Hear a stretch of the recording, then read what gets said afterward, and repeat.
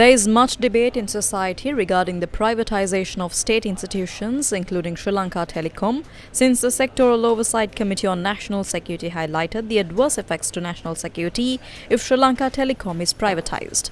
However, the President's media division issued a statement saying this analysis cannot be accepted.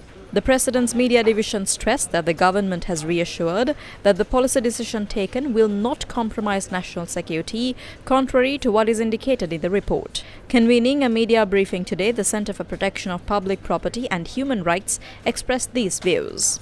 Even the state has admitted that privatizing telecom is a threat to national security. But what is Ranil Wickremesinghe and the rulers saying? They are saying that they cannot accept this report prepared by the Sectoral Oversight Committee. You can clearly see the dictatorial characteristics of Ranil Wickremesinghe here. He is saying that he is ready to sell everything to remain in power. We clearly say that the state must be involved in business. As trade unions, we will not allow them to realize these dreams of greed for power. We will take all necessary steps against this. When Sri Lanka Telecom earns about 22 billion rupees and Sri Lanka Insurance earns 10 billion rupees, this government must know how to use 1/4 of this money to provide concessions to the people. Let's awake the people of this country. We will awaken the people and take all necessary steps to defeat this attempt to sell off state-owned enterprises that provide concessions to the people.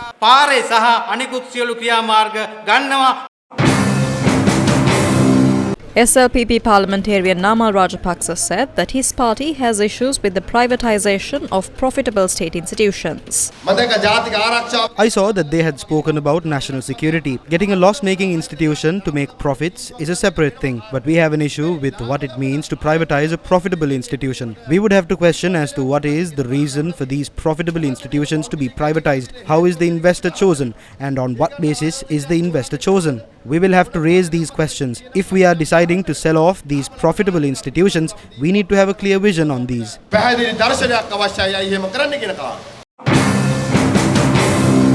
However, former State Minister of Defence Ruwan Wijewardena said the report of the Sectoral Oversight Committee on National Security cannot be accepted. Already 49% of it has been privatized. They could have raised the issue that this would be a threat to national security back then. That didn't happen then. They are trying to show a big issue and disturb the stability of the country. The President is taking several decisions to strengthen the economy. I don't think that those decisions will be very popular decisions. The Samagi Jana Balawege expressed their views of restructuring state-owned enterprises at a media briefing held today.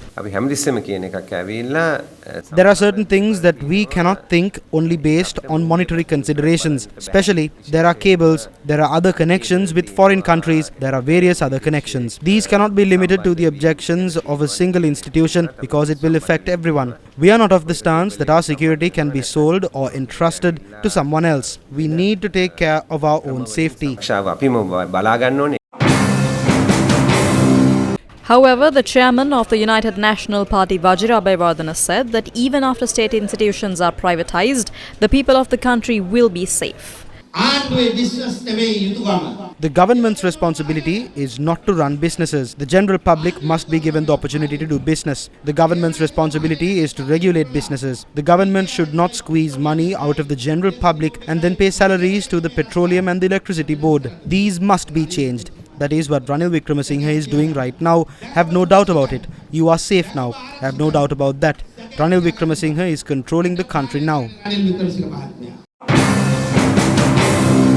The Jatika Jana Balawege stressed that privatization of Sri Lanka Telecom and the energy sector of the country would jeopardize national security. Just like the communication network is part of our national security, isn't the energy sector part of our national security as well? Why are they trying to sell Sri Lanka Telecom when it is profitable? The decision on whether profitable or loss-making institutions should be sold should be based on the effect it will have on national security, the future of the country, and how much of the economy that institution represents. Based on our geographic location, these people will invade our water resources in the future as well. Ranil Wickremesinghe's agenda is not to find solutions to the economic crisis, but to find solutions to the political crisis.